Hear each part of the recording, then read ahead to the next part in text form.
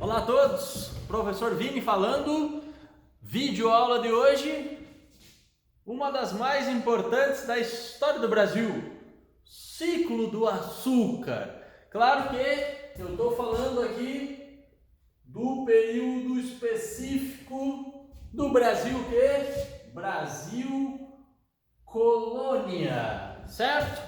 Já montei aqui um esqueminho para facilitar um pouco a tua vida. Então vamos entender um pouco do funcionamento do ciclo do açúcar, beleza? Primeira coisa que a gente precisa analisar aqui é o contexto. O que é o contexto? É como é o mundo deste período. Nós precisamos entender um pouco no que estava inserido, como funcionava esse ciclo do açúcar mediante a sua relação com a Europa, por exemplo. Então, contexto. Vamos anotar aqui algumas palavrinhas-chave. Primeira coisa importante que tu precisa saber: mercantilismo. O que é mercantilismo? Mercantilismo é o sistema econômico deste período. Esse sistema econômico está associado com o quê? Esse sistema econômico está associado com as grandes navegações. Ele está associado com a colonização, com a exploração aqui do continente americano. Então, professor, não entendo muito dessas coisas da economia. Tu tem que pensar que mercantilismo se a gente fosse vir para os dias atuais, o capitalismo daquela época. Mercantilismo é o sistema, é o modo que a economia estaria funcionando, como ela funcionava naquele período. Então, primeira palavrinha aí que tu vai ver relacionada ao ciclo do açúcar é mercantilismo. Uma segunda palavra fundamental aqui, pacto colonial. Pacto colonial. O que é isso, professor? É barbada, é facinho. Olha só, pacto colonial é a relação que se estabelecia entre a colônia e a metrópole, sendo que a colônia tinha que fornecer obrigatoriamente para a metrópole metais ou matéria-prima, que é o caso aqui da cana-de-açúcar. E a colônia, que tu já deve ter mais ou menos entendido, né? Colônia aqui se refere ao Brasil, metrópole aqui se refere a Portugal. A colônia também tinha que, veja bem, olha só, comprar as chamadas manufaturas portuguesas. Veja bem, aqui nesse pacto há uma relação de exclusivismo comercial, exclusividade de Portugal em relação à sua colônia, em relação ao Brasil. Muitas vezes isso aqui também é tratado com uma outra palavra, um outro conceito, conceito de monopólio, ok? Então o contexto desta época é qual? É o contexto do mercantilismo, que é o sistema econômico, né, maioral. Depois, dentro do mercantilismo, a gente tem duas práticas, que praticamente se equivalem aqui, mas às vezes eles colocam isso em conceitos diferentes ou aparecem lá em denominações diferentes na hora da prova. Então, pacto colonial é esse acordo aqui, e o monopólio é porque apenas a metrópole poderia exercer esse tipo de atividade aqui na colônia, aqui no Brasil. Então esse é o contexto do ciclo do açúcar, beleza? Aí a gente pode explorar um pouquinho agora a questão do período. Qual é o período que vai se encaixar o ciclo do açúcar?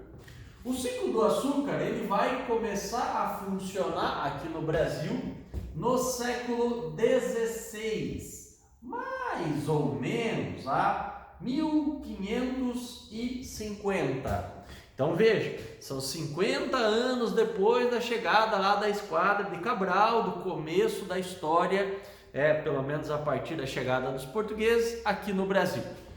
Então, nós estamos falando já do período colonial, até 1530 é o pré-colonial. Agora já começa a ser o período colonial. Mas o que está acontecendo aqui? Há uma necessidade portuguesa de ocupação, de exploração, porque há muitas ameaças de invasões estrangeiras no Brasil. Então, século XVI é o começo disso tudo. Lembra uma coisa importante, vamos anotar aqui sobre o ciclo do açúcar. Já havia uma experiência portuguesa com a produção do açúcar em algumas ilhas africanas, como por exemplo Cabo Verde, Ilha dos Açores, Ilha da Madeira. Eram ilhas na costa africana que pertenciam a Portugal. E lá eles já haviam feito essas experiências com a produção de cana-de-açúcar. Então eles observaram uma questão de latitude, que se está de um lado do Oceano Atlântico que funciona, do outro lado do Oceano Atlântico também pode funcionar. E por isso que eles vão trazer essa cultura, né, que é o açúcar, a cana-de-açúcar aqui para o Brasil. Então o período que isso inicia é aqui, século XVI, mais ou menos 1550. Isso vai funcionar até quando? Até o começo do século XVIII. Mas aqui vamos fazer um parênteses. Na verdade, você sabe, né? Espero que você saiba, senão eu estou aqui para te ajudar mesmo, que até hoje nós continuamos plantando cana-de-açúcar. O Brasil é um dos maiores produtores de açúcar do mundo. E também surgiu, a partir dos anos 70, um outro produto a partir do cultivo lá da cana-de-açúcar, que é o álcool, né? O álcool combustível é tão importante, o álcool para fazer a limpeza, né, de superfície e tal, como um desinfetante. Então, isso tudo também funciona até os dias de hoje. Então, aqui tem que ter um certo cuidado, não é que acabou a produção de açúcar ou acabou a produção associada ao plantio de cana-de-açúcar. Não, ela permanece funcionando, só que aqui ela deixa de ter a importância que ela tinha, né? Nesse período aqui, vale a gente anotar, o açúcar, ele era considerado o ouro branco. Veja bem que aqui nós não estamos falando daquele bombom delicioso. Ouro branco aqui faz uma referência à importância do açúcar. O ouro branco é para dar a devida medida de que isto era de uma importância tão grande para a economia que se comparava ao ouro, vamos dizer assim, dourado, certo? Ao ouro mesmo, né? Então, isto é o período. Agora só vamos fazer aqui uma anotaçãozinha para te entender uma coisa, né? Quando tu estiver estudando. Por que chega ao fim, né? Por uma característica envolvendo as invasões estrangeiras. Os holandeses, que no início ajudaram a financiar, foram eles que bancaram inclusive a construção dos engenhos de açúcar, aquele local onde é feita a moagem, né? Onde é transformado lá a cana em açúcar. Quem patrocinou isso foram os holandeses, mas os holandeses, num período que a gente chama de União Ibérica, que é quando a Casa dos Habsburgo está administrando Portugal e Espanha, ou seja, vira a mesma coisa. Aí há uma rivalidade entre holandeses e espanhóis. Enfim, os holandeses invadem o nordeste do Brasil. Qual é o objetivo deles? Aprender a plantar cana-de-açúcar. E eles vão fazer isso, vão aprender até que eles vão ser expulsos do nordeste quando Portugal volta a ser comandado pelos portugueses. Aí o que vai acontecer? Os holandeses vão se tornar concorrentes concorrência ao nosso açúcar.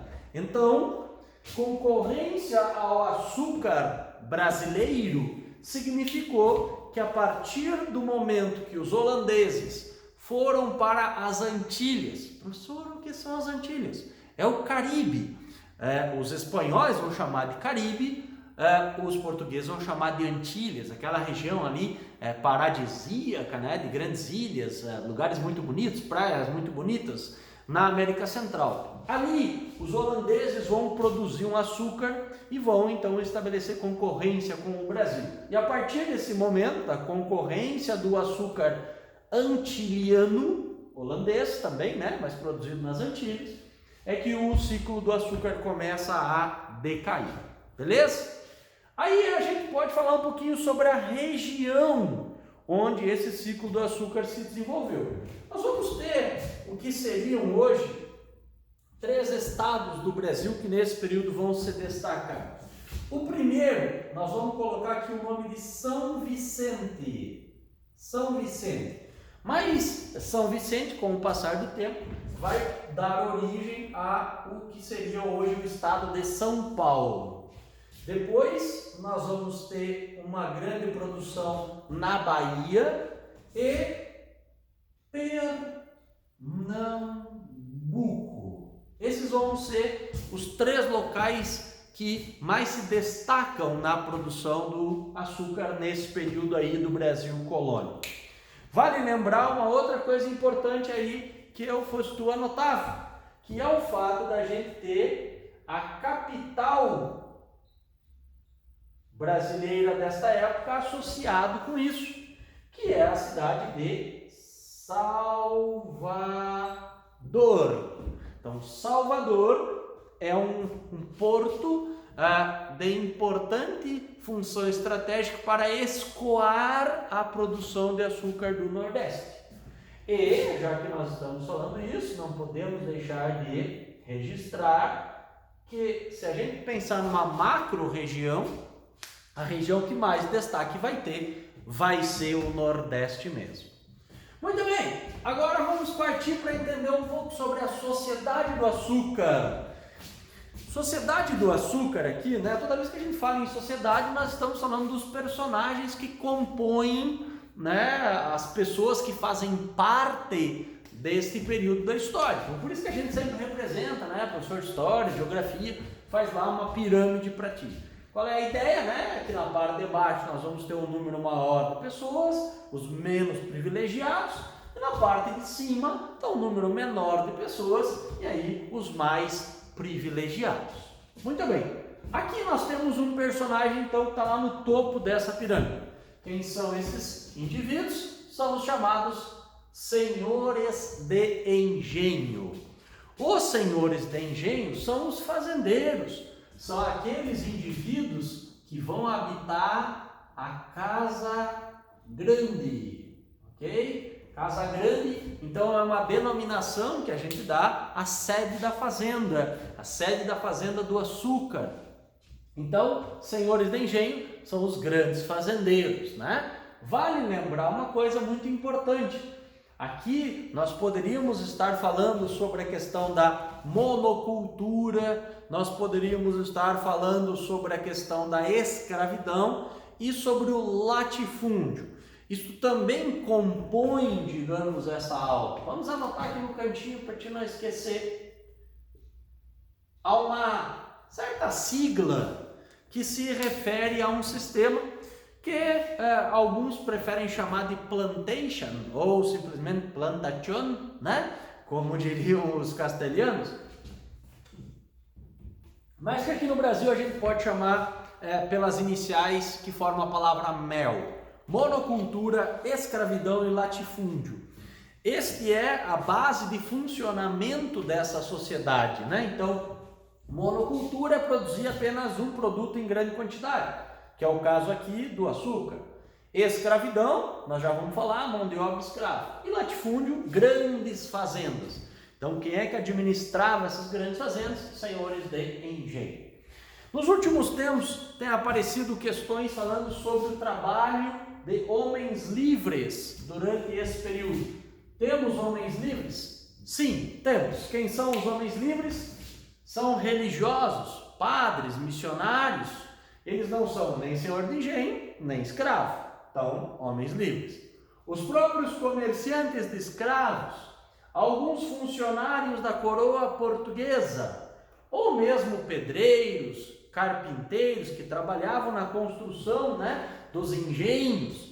Então, há sim presença de homens livres nessa sociedade do açúcar. E, para finalizar, mão de obra escrava. Lembrem que a partir desse período, nós começamos a ter a vinda forçada dos africanos aqui para o Brasil. Então, na medida de que esse ciclo do açúcar começa a injetar dinheiro na economia, esses fazendeiros começam a optar por esses escravos pagos, que vão ser trazidos para o Brasil numa atividade que nós vamos chamar de comércio triangular.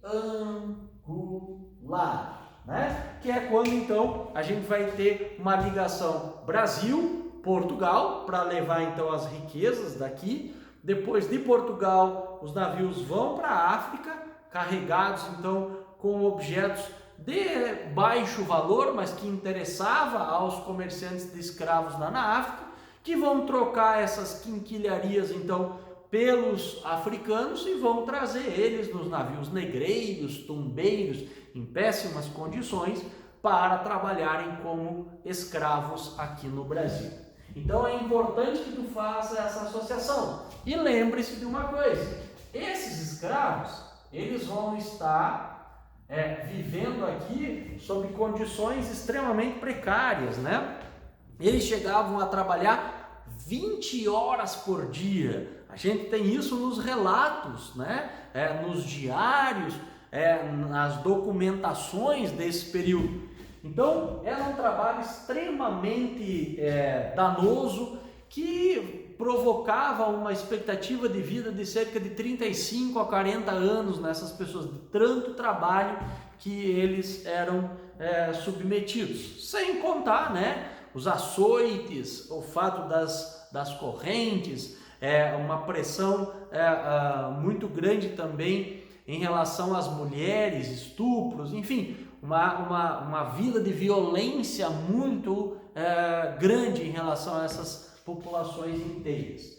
E eles moravam aonde? Nas senzalas. Então, se a gente tem a casa grande, que é a habitação do senhor da engenho, a gente tem as senzalas, que é onde os escravos vão viver. Para a gente finalizar, eu separei aqui 3 palavrinhas que são palavrinhas associadas com essa sociedade do açúcar. A primeira delas é uma sociedade rural. É rural? Claro, nós estamos falando dessas grandes fazendas presentes no campo. Nós não estamos falando ainda de grandes metrópoles. Nós temos algumas cidades que se desenvolvem. Por exemplo, lá em Pernambuco se desenvolve a cidade de Recife, Olinda.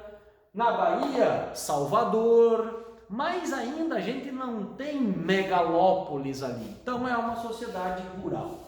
Segunda coisa, é uma sociedade estratificada. O que significa? Que essa sociedade aqui, ela não permite, ou seja, não há mobilidade social. O que é mobilidade social? É a possibilidade de subir e descer socialmente, Então, o escravo vai ser sempre escravo, o homem livre basicamente vai ser sempre homem livre e o senhor de engenho vai ser sempre o senhor de engenho. Não há a possibilidade de um escravo virar um senhor de engenho, e nem o contrário, o senhor de engenho ser escravizado. Então, isso é uma sociedade estratificada, que não tem mobilidade social.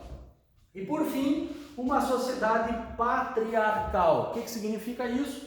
Que ela é dominada basicamente pelos homens, pelos senhores de engenho. São homens, nós não temos mulheres. Algum outro caso até pode haver, mas o forte disso, a massa que compõe os senhores de engenho é formada basicamente por homens. E são esses homens que vão administrar as cidades, que vão ser os chamados homens bons. São esses indivíduos que vão começar a fazer parte da composição do setor jurídico, o setor policial, a política brasileira nesse período. Então, tudo é comandado pelos homens. As mulheres, infelizmente, não faziam parte desses setores importantes, como a política, neste período. Isso, então, significa uma sociedade patriarcal.